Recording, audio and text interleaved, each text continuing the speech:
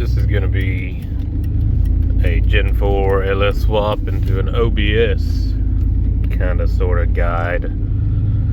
So every gauge on this thing works, and if you're here, you're probably, maybe possibly regretting doing a Gen 4 swap instead of a Gen 3.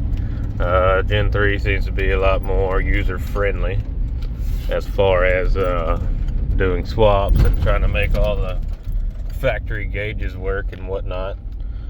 So the oil pressure gauge is simply just a adapter coming off of the left hand side of the block, right by the oil pan, or right by the oil pump. There is a bung that comes out like a test port. I put an adapter on there and put the factory 1992 oil pressure sending unit on it. Temperature gauge is a like $10 or $20 adapter off Amazon to run the factory 1992 temperature sensor. The voltage gauge automatically works. That's pretty self-explanatory. As long as you use the factory charge wire that hooks up on the firewall, that'll work. It's all the factory wiring for the fuel pump. I'll kind of show you where I hooked that in. It's using the factory fuel pump relay. Basically, the Gen 4 fuel pump relay is turning on the 1992 fuel pump relay. That way you don't have to run all new wiring back to the fuel tank. So this is a Top Street Performance swap harness off eBay. It is the cheapest Gen 4 swap harness I could find. So it was like 300 bucks, something like that. I'll try to put a link. But that is where I put the OBD2 port. That is the fuse block, and on the left there is the fuel pump relay. On the right is the starter relay, and right in there is where I shoved the ECM and TCM, because this is a 4L60, so it has a external TCM. And as you can see, or you probably saw while I was driving down the road just then, the speedometer works. The tachometer is not super accurate. I have to work on that. But I did just get it working. Let's kill this beast. Also, while I'm here, the Top Street Performance comes with some accessory wires. That right there is for the check engine light, and I have it temporarily hooked up. I haven't permanently hooked it up. But if you go to that terminal right there on the OBD1 port and hook in that wire, your check engine light will work. I have everything right, so the check engine light's not on, but it does work. Behind that glove box right there, if you're familiar with these OBS trucks, there is a what they call a DRAC, a digital radio analog converter that these trucks needed to make the speedometer work. After a lot of trial and error, it was found that the DRAC is not needed on this swap. There is some HP tuners settings you need to change to actually make it work, and this is like 4 miles an hour off. That's another thing I got to work on. But you just go to the wire. It's like a green wire on that DRAC that goes directly to the speedometer, and you hook that wire in to the green wire, the speedometer wire.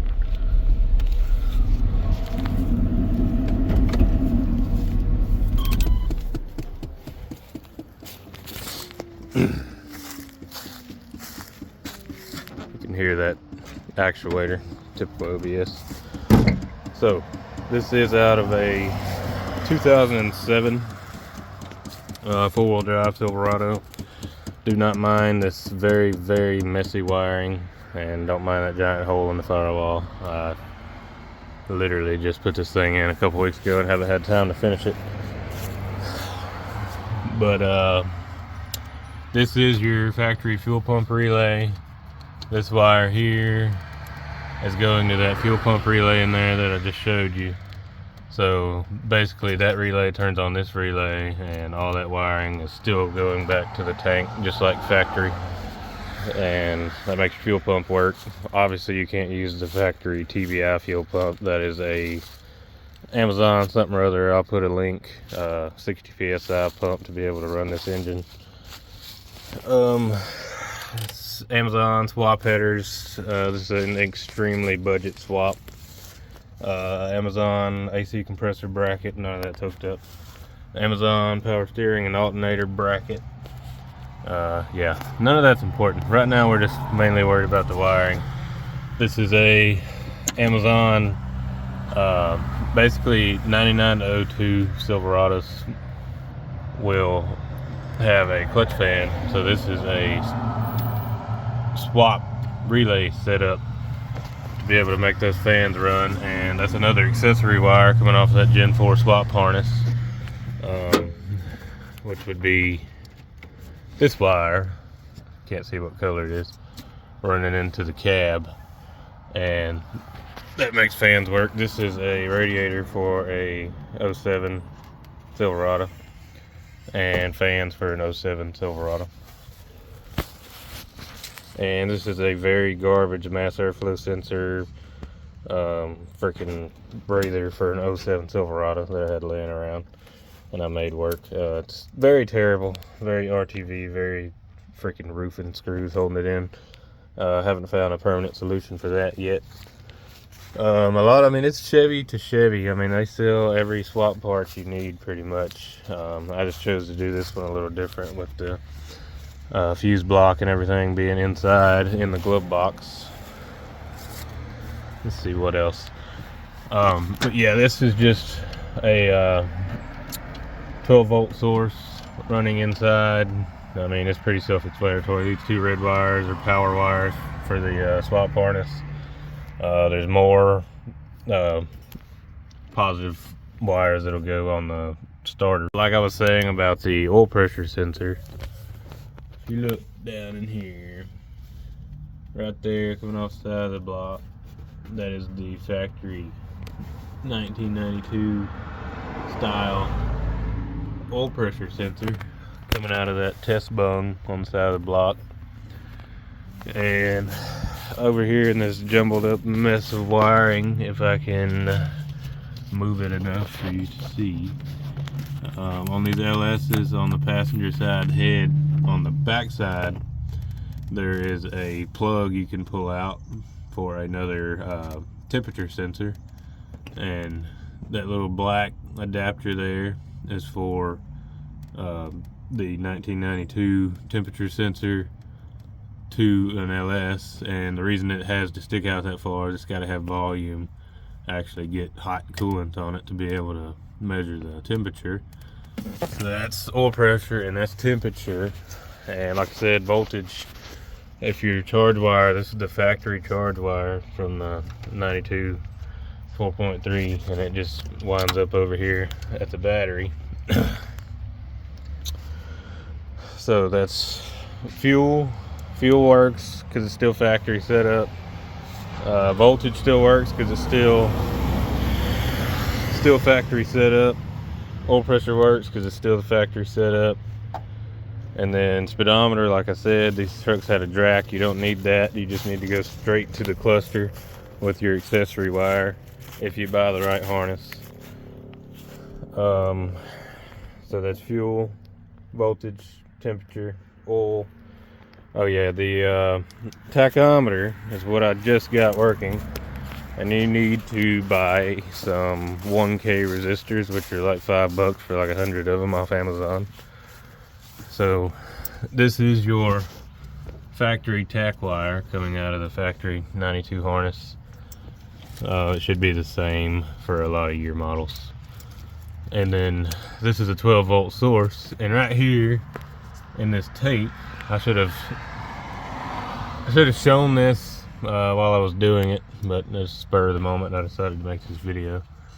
Right here in this is the 1K resistor. So basically one end of it is going to be in line. This is the accessory wire coming out of the Gen 4 swap harness. This is the accessory wire coming out of the Gen 4 swap harness. So in line right here in this tape is a 1K resistor. So one end is going to be hooked in to your tack wire, and the other end is going to be 12 volt. And this is a 12 volt source. This was the closest. This is the fuel pump deal we were just talking about, but that's where I got my 12 volts for the other end of this resistor.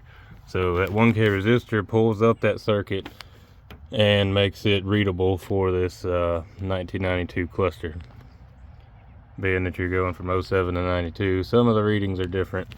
Some of the readings are different for the speedometer. I'm not going to get into the HP tuner side of it today. I may make a whole separate video.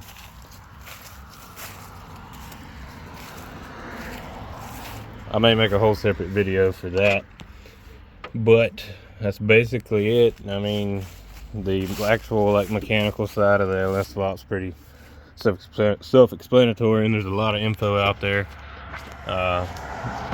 If you can see those aluminum brackets there, that's $20 Amazon swap brackets to be able to put the factory clamshell style mounts on there. And it's just factory V8 OBS frame side engine mounts. So that's pretty much it. I went Gen 4 because I got this engine and transmission for free, built the engine. It's actually a Gen 3/Gen 4 engine. That's a Gen 3 block with a Gen 4 crank because I already had all the wiring and everything. And it's a 4L60. I think it's better for a swap personally than a 6L80. But that's pretty much it. I haven't seen any videos going around about swaps for Gen 4 to into OBS's, but I made it work. And it works pretty good, I think. I've been dailying this thing back and forth to work and hasn't been too bad. Next time I will definitely go Gen 3, just because it's cheaper and easier. But anyway, that's pretty much it.